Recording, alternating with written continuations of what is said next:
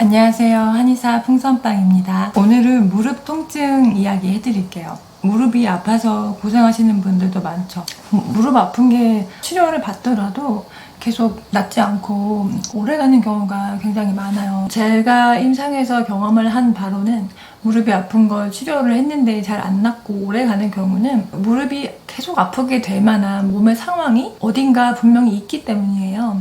여자분인데 생리량이 많은 거예요. 매달 생리를 하는데 그때마다 생리량이 많아요. 많이 한 지도 몇 년 이상 된 거죠. 생리를 이렇게 계속 많이 했다는 거는 그만큼 피를 많이 소모한 거잖아요. 그러면 몸의 전반적으로 혈허 상태가 돼요. 그러니까 피가 부족한 상태가 되는 거죠. 이 피는 몸을 영양을 해줘야 되고 특히 관절을 영양을 해주는 물질이 피인데 그 피가 많이 나간 경우에는 그 관절을 영양해주는 게 잘 안 됐으니까 관절이 약해질 수 있다 이거죠. 이 사람이 무릎이 잘 안 낫는데 생리를 많이 하는 사람이다. 그러면 그 생리를 많이 하는 상황을 잡아주면요 무릎이 나아요. 이런 케이스가 사실 정말 많았어요. 그리고 생리하는 기간보다는 갱년기 때 이 무릎 통증이 발생하는 경우가 많죠. 갱년기라는 것 자체가 기본적으로 여자분들이 그 10대 때부터 생리를 시작해서 한참 동안 생리를 하잖아요. 몸에서 혈이 가장 부족할 때라고 볼 수 있어요. 그러면서 그 기간은 어떤 여자분이고 상관없이 허한 증상이 베이스에 깔려 있어요.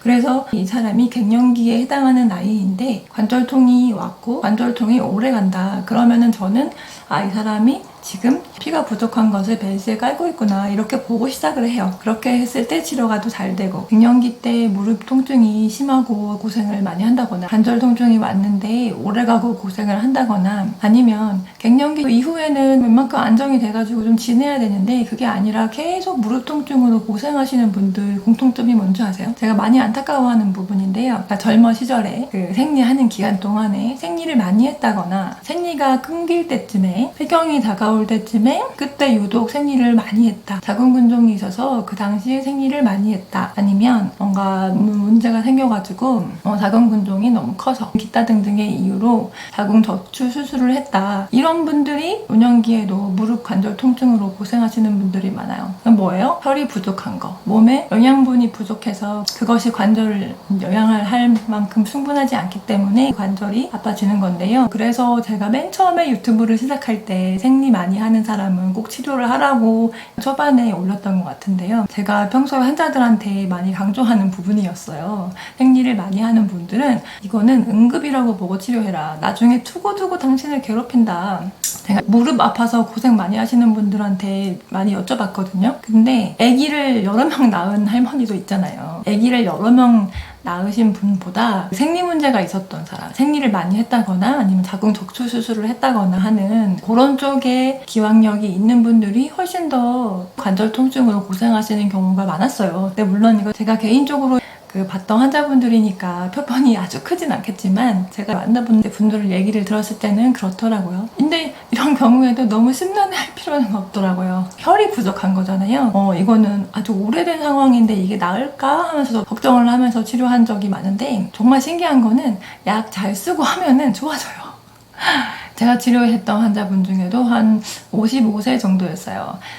폐경한 지 몇 년이 지났는데 이분이 폐경한 이후부터 관절통이 너무 심해져가지고 무릎도 많이 아프지만 무릎뿐만 아니라 다른 관절도 굉장히 많이 아팠었어요. 그분 침치료 하다가 안 되겠다 싶어가지고 보약을 차라리 쓰자, 혈을 보호하는 약을 써야겠다 권유를 했어요. 그래서 약을 드셨는데 정말 확 낫는 거예요. 나이가 많이 드신 분들도 충분한 혈을 보호해주는 약을 쓰고 하면 물론 정도에 따라서 많이 다르겠지만 효과가 있습니다. 자, 그리고 또 어떤 게 있을까요? 무릎이 아픈 오래 가고 있어요. 또 대표적인 거는 다리가 붓는가예요. 무릎이 아파요. 근데 다리가 전반적으로 붓고 다리가 무겁고 그래요. 다리가 붓고 무겁다는 거는 그쪽에 순환이 잘 안 되는 거잖아요. 근데 그거를 막 치료해가지고 좀 풀어놨어. 그랬는데 또 부어요. 그러면 다시 순환이 안 되면서 거기서 싹 부으면서 이런 상황들이 생기는 거거든요. 그러니 다리가 붓는다는 것 자체가 그쪽으로 순환이 안 되고 있다는 거고 그러면은 그쪽으로 기능이 활발하게 돌아가기 힘든 건데 치료가 잘 될 베이스가 아닌 거죠. 무릎 통증이 잘 안 낫는데 다리가 붓고 붓고 있다. 그러면 붓는 거를 꼭 치료를 같이 해줘야 되는 거예요. 그래야 이 사람이 고통에서 해방이 됩니다. 이제 다리가 붓는 거에는 전반적으로 몸이 다 잘 붓는 사람이 있죠. 이럴 때 봐야 될 거는 소화가 잘 안 되는가, 식습관이 안 좋은 분들이 있어요. 빵을 잘 먹는다거나 기름진 음식 좋아하고 과식하고 자기 전에 먹고 이런 거 좋아하는 분들, 이런 식으로 소화기랑 관련해가지고 체해 있으면서 몸이 붓는 사람, 라면 먹고 자면은 몸이 붓는다 이런 거 있잖아요. 그런 식으로 전반적으로 소화기의 문제로 몸이 붓는 상황이다. 그러면 당연히 소화기를 치료해야겠죠. 속을 편안하게 해주면서 이 분도 음식 조절을 해야 돼요. 그래서 음식 조절을 해서 몸이 좀 가벼워지고 몸이 덜 붓고 그러면 무릎 통증이 자연스럽게 좋아지는 경우가 많죠. 체구가 있는데 무릎 통증이 있으면 병원 가면 살 빼라 그러잖아요. 근데 살찌면 무조건 무릎 아프고 그런 건 아니에요. 그리고 살 뺀다고 다 무릎이 낫는 것도 아니고요. 음식과 관련해서, 소화기와 관련해서 통증이 있었던 사람들이 이제 음식 조절을 하면 낫는 거죠. 다리가 무겁고 붓는 경우도 소화기 말고도 많죠. 아랫배 순환에 문제가 있어도 생리 쪽에 증상이 생기면서 다리가 무겁고 붓기도 해요.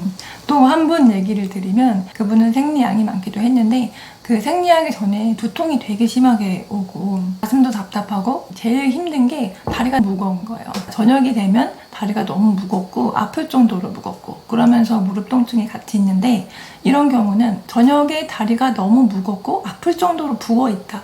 이 상황이 해결되지 않으면 무릎이 잘 안 나와요. 이분 같은 경우는 자궁순환, 그게 원인이 돼가지고 다리를 계속 무겁게 만들고 있었고 그래서 그것을 치료하면서 이제 무릎 통증도 같이 좋아졌죠. 그리고 얼마 전에 저희 가족 중에 한 명이 무릎이 계속 아픈 거예요. 무릎이 계속 아프고 물이 차기도 하고 근데 이분은 몸이 잘 부어요. 이분은 원래도 몸이 잘 붓는데 최근에 스트레스를 많이 받았던 거예요. 근데 원래도 몸이 잘 붓는 베이스를 가지고 있는데 스트레스를 받으니까 스트레스 받으면 몸에 염증이 잘 생기거든요. 그 관절 안에서 욱신욱신 쿡쿡 쑤시는 통증, 그거는 이제 염증이고 그 염증이 특별히 많이 썼다거나 그래서 오는 게 아니라 이분 같은 경우는 이제 스트레스 받아서 그 스트레스 때문에 열이 발생하면서 같이 온 거예요. 아랫배 순환이 잘 안 되는 것과 스트레스 때문에 가슴이 답답해져 있는 거, 이런 것들 때문에 몸이 잘 붓는 상황이 형성이 돼 있었고 그래서 무릎 통증이 잘 안 나왔어요. 그래서 그런 베이스를 해결해 주면서 무릎 통증을 해결을 해야 되는 것이고요.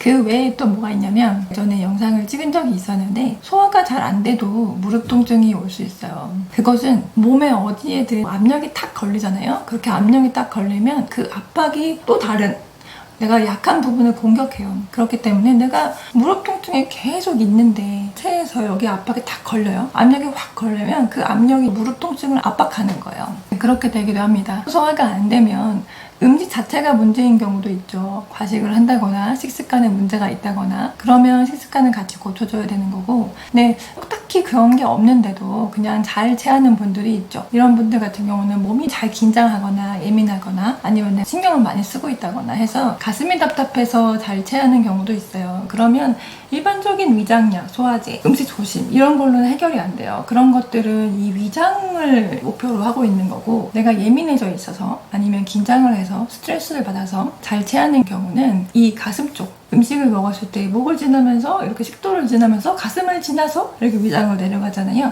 근데 가슴에서 이미 체하는 거예요. 그런 경우는 가슴 쪽을 풀어줘야 돼요. 실제로도 이 가슴 주변, 이 가운데 선 쪽에서 눌렀을 때 아픈 거를 풀어주거나 아니면 이 주변 다 풀어줘도 됩니다. 누르면 아픈 데가 있어요. 저도 지금 여기 아프네요. 이런 데 눌렀을 때 아픈 거 잘 풀어주고 하면 여기가 좀 풀어지고요. 그리고 이 횡격막 쪽이 문제가 되는 경우도 많기 때문에 이게 횡격막이 여기 있잖아요. 여기 갈비뼈가 있으면 이 갈비뼈 주변은 그냥 다 일단 눌러봐야 돼요.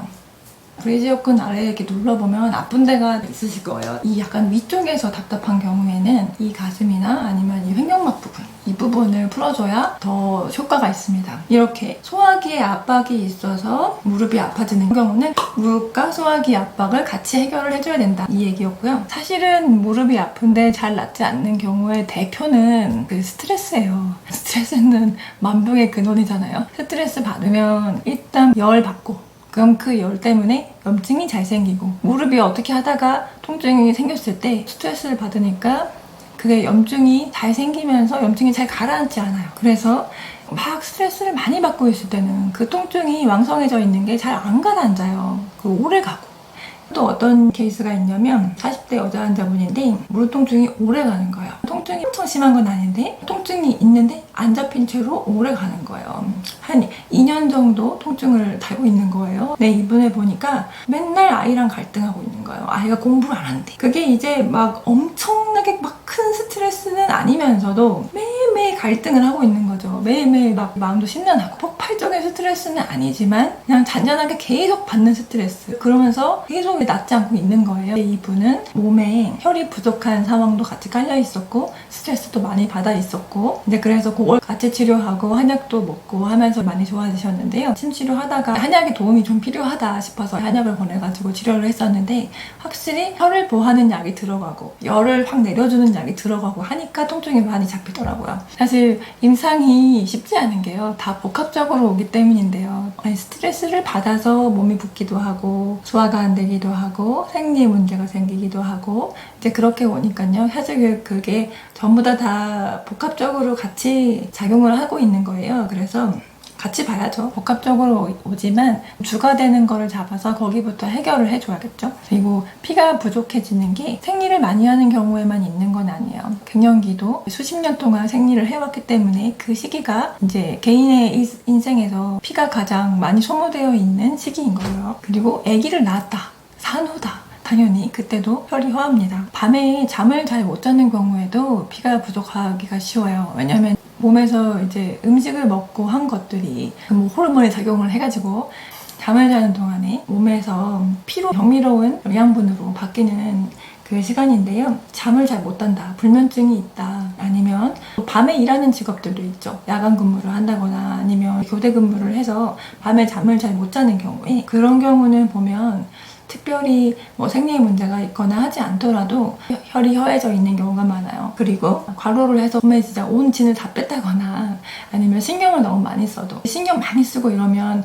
피가 바짝바짝 마른다 이런 말을 하잖아요. 정말로 피가 말라요. 신경을 너무 쓰면. 이제 그런 경우에도 피가 부족할 수 있죠. 그러니까 피가 부족한 경우는 이제 너무 제가 생리 얘기만 피가 부족할 수 있는 경우는 이렇게 여러 가지가 있죠. 생리를 많이 하는 경우도 이제 피가 소모가 돼가지고 혈이 부족하지만 유독 생리를 너무 작게 하는 사람, 생량이 너무 작은 거예요. 그러면 혈이 부족해서 내보낼 것이 없어서 생리가 적은 경우도 있어요. 이 영상이 무릎이 오랫동안 아프신 분들한테 꼭 도움이 되었으면 좋겠습니다. 영상을 시청해주셔서 감사합니다.